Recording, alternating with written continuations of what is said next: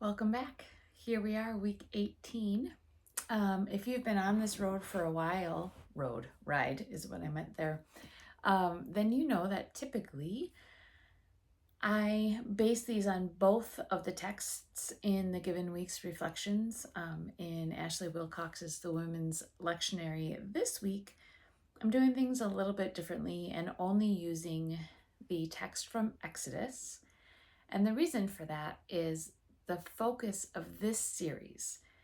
Again, if you're brand new, this will be new to you. If you've been with us for a while, then you know this. But the text from Galatians does not lend itself naturally to truly diving into the stories of the women, because it's really more about the misuse and abuse and mistranslation that results from this allegory that Paul is presenting. Good information, good text, important to read. Ashley Wilcox, has some really great reflections, but it's not where we are focusing on this journey. So anyway, so here today we are just going to focus on this text from Exodus. Courageous defiance. So each week, it's been ingrained in me from the time I entered seminary that every sermon needs a title. And so I try and do that. Sometimes it takes a little longer than others, but this week it was immediate. Courageous defiance. It is evident in every woman that we meet in this text, and even those that we don't meet, that are unnamed, but their existence is there nonetheless. So a brief recap. Joseph and the Hebrew people, who we call the Israelites, were well known and respected in Egypt for many years, but there has now been a change in power and a new Pharaoh who either doesn't know Joseph, doesn't remember Joseph, or just quite frankly doesn't care about Joseph and his time in leadership under the previous Pharaoh. The original text is a little unclear as to which it is, whether he doesn't know or really doesn't care. Regardless, this Pharaoh, out of fear, because he sees how large the population is growing and fears that if there's ever, right, this is that if fear-mongering language, if there's ever a rebellion, they will overtake us. So out of fear, he turns the table and he enslaves the people. And then when that doesn't work, when the population continues to grow, and when the people stay strong in the land, by the way, that they were freely invited to live in with no obligation, now where they are enslaved, Pharaoh gets even more panicky, and so he makes a bigger threat. And he takes this message to Shiphrah and Puah, the midwives, with this edict: kill any male Hebrew baby that they deliver.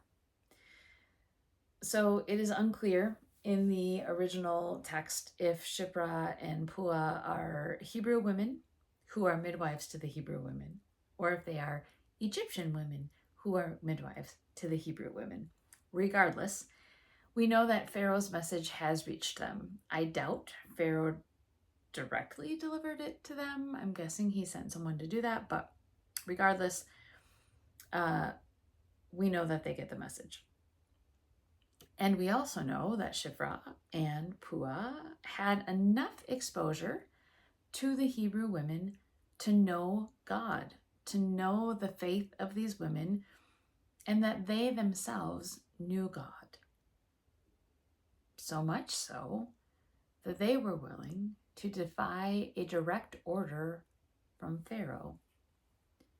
That is courageous defiance. This is life-endangering risk, but both morally and spiritually, these women knew they could not bring themselves to kill these babies upon their birth. It's interesting to me, at least, to note that the women are courageously defiant, protecting the babies that Pharaoh wanted to kill out of fear, which, as a side note, is insulting on its own, right? That as if it was only the men who needed to be feared. I think Shipra and Pua debunk that assumption. But anyway, back to the point. Yet when Pharaoh learns that what he has ordered is not being carried out, Pharaoh doesn't take matters quite literally into his own hands or even direct his most highly regarded people to carry out his directive. Instead, like any good politician, he keeps his own hands clean and directs all his people to drown every boy that is born to the Hebrews. So now he has put out a call to all who believe in him. Rather than taking action of his own, he tries to get others to do his work. He's a classic bully. What he doesn't seem to understand is that he is surrounded by courageously defiant women who are also surrounded and supported by God. Shipra and Puad begin the defiance to the risk of their own livelihood. Next is the child's mom. The word on the street is loud and clear, so she does what she can for 3 months to hide her baby from those who would kill him. When it is clear she can no longer hide him, she wraps him up, protects him from the dangers of the river as best she can, and tucks him away on the bank. And she trusts. She turns to return home and tend to her grief, and trusts that all somehow will be okay. And the child's sister? She stands by to watch for what might happen to her brother. Now, this moment can be idealized, and I would argue was idealized in Disney's The Prince of Egypt. But consider her. She's young. She's witnessed her mom grieve for her brother. And now she's just watched her mom leave her brother in the reeds. She doesn't know what she will see or what will happen next. This is not a relaxed or hope-filled moment, but it is a dedicated, courageously defiant moment as she stands in wait. But then, hope enters in the form of our next courageously defiant and unexpected person, Pharaoh's own daughter. She knows the command as well as anyone, so when she chooses not only to not drown the baby, but to save him, she is outwardly defying her father.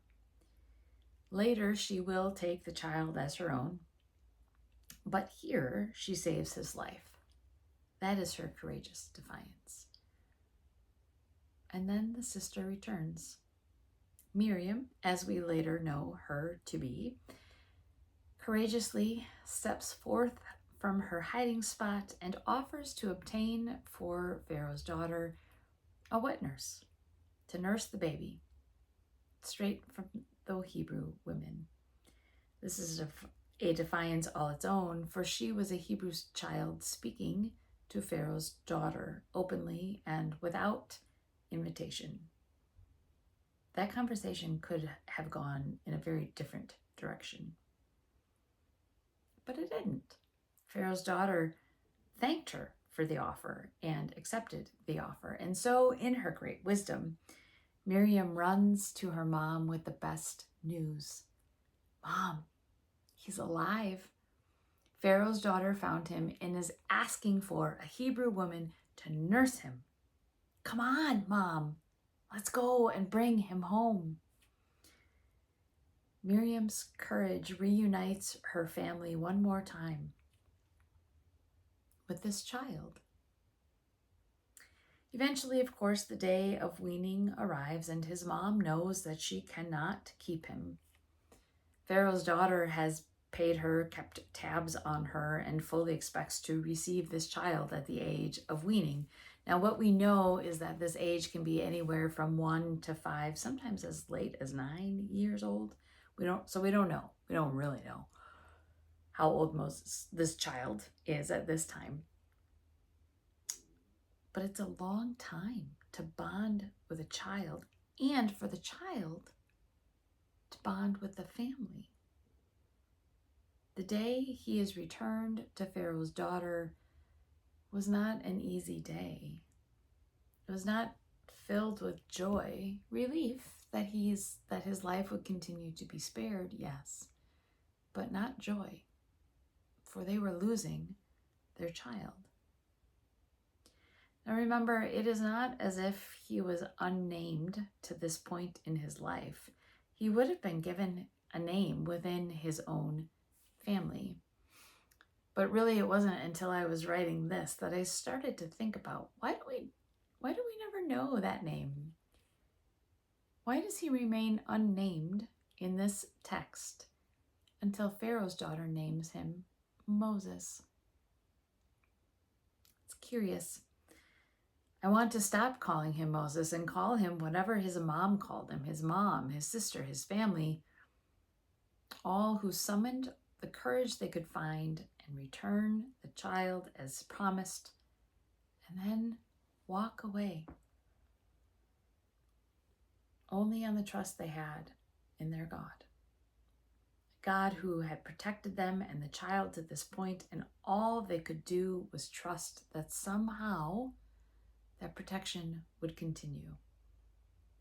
That trust and hope is the only way their hearts could endure the moment. Shipra, Puah, the boy's mom and sister, and Pharaoh's daughter each showed courageous defiance in the face of what they knew to be wrong. Interestingly, the only place in these verses that God is directly named is in regards to the midwives, whom God blessed with families of their own for their courageous act of defiance. Otherwise, God is not named, but God's fingerprints are throughout the story in the actions of these women, and I'm sure many others, and evidenced in the life of this boy now called Moses. Each of these women was called, and they each found their own unique way to speak against the ways of the world, Pharaoh, and to instead follow their inner promptings from the Spirit. Their courageous defiance was their mouthpiece, and their words, their actions live on today. They saw overreaching power and said no. So what is your courageous defiance in today's multitude of life-threatening overreach of power? How will you speak against it? In word, deed, action? Remember that the smallest of seeds can grow mighty roots. So don't allow yourself to be inactive for fear it's not going to be enough. Each step counts. Let God worry about the rest. Do what is in your sphere, what is in your capacity to do. Be courageously defiant in the ways that you know how. Because make no mistake, she was called then. She is absolutely called now for a time such as this. She is called. And now, as importantly as then, she must speak. It's an important time for us as women of faith and the men of faith who support us and champion us to recognize the time in which we live, the bullies who surround and threaten the lives of people today. We read these women's stories and tell these women's stories because we have to find our own courageous defiance to fight and speak. So thank you for being here on this ride. Please comment and like and share and subscribe, because the more we can get this out there, the more we know that people will get the message that they too are called and are called to speak. Thanks for being here. We'll see you next time.